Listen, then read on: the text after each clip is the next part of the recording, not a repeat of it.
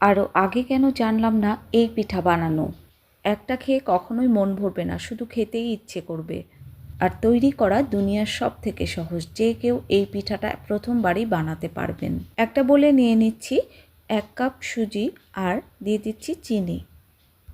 এখানে চিনি আমি 2 চা চামচের মতো নিয়েছি।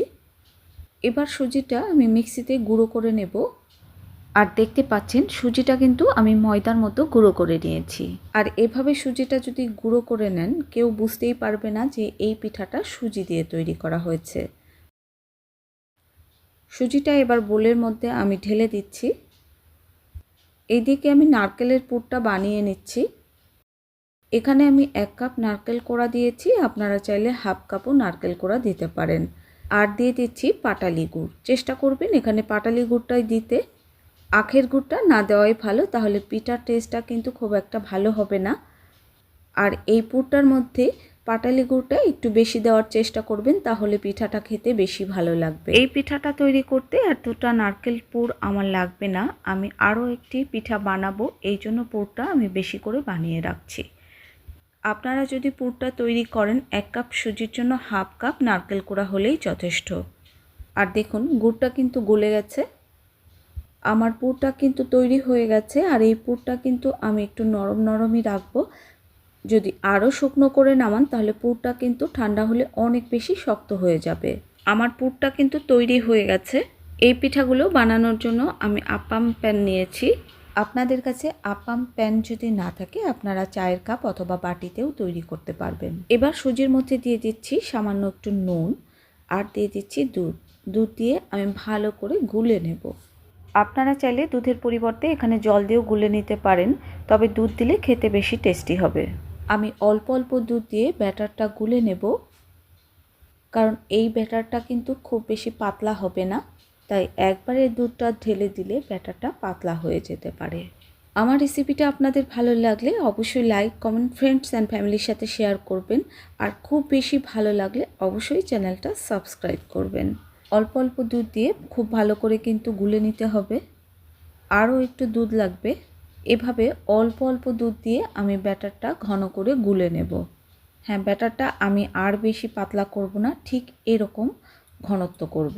আমার 1 কাপ সুজির জন্য আমার কিন্তু 1 কাপের একটু কম দুধ লেগেছে। আপনাদের ক্ষেত্রে কম বেশি লাগতে পারে। এই দেখুন আমার এতটুকু দুধ কিন্তু বেঁচে গেছে। এবার আপ্পাম প্যানটা আমি তেল দিয়ে ব্রাশ করে দেব।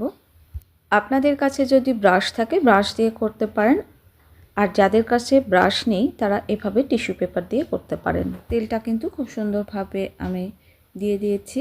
দেখুন সুজির ব্যাটারটা আমি শুধু 5 মিনিট রেস্টে রেখে দিয়েছিলাম। সুজির ব্যাটারটা কিন্তু অনেকটা ঘন হয়ে গেছে। 5 মিনিট রেস্টে রাখলেই হবে, এর থেকে বেশি রাখার প্রয়োজন নেই। সুজির ব্যাটারটা কিন্তু অনেকটা ঘন হয়ে গেছে। ব্যাটারটা আমি খুব ভালো করে আবার ফেটিয়ে নিচ্ছি। এবার দিয়ে দিচ্ছি 1/4 টিস্পুন বেকিং সোডা আর হাফ টিস্পুন বেকিং পাউডার। এবার দিয়ে দিচ্ছি সামান্য একটু জল। এবার সব কিছু ভালো করে ফেটিয়ে নিতে হবে, খুব ভালো করে ফেটিয়ে নিতে হবে যাতে বেকিং পাউডার, বেকিং সোডা ব্যাটারের সাথে খুব ভালো করে মিশে যায়। আমি খুব ভালোভাবে মিশিয়ে নিচ্ছি আর ব্যাটারটার ঘনত্ব ঠিক এমন হবে। এবার অল্প অল্প ব্যাটার নিয়ে আমি প্যানে সাজিয়ে দিচ্ছি। আর এই পিঠাটা কিন্তু অনেক বেশি ফুলে উঠবে, তাই একদম ভরে ভরে দেবেন না।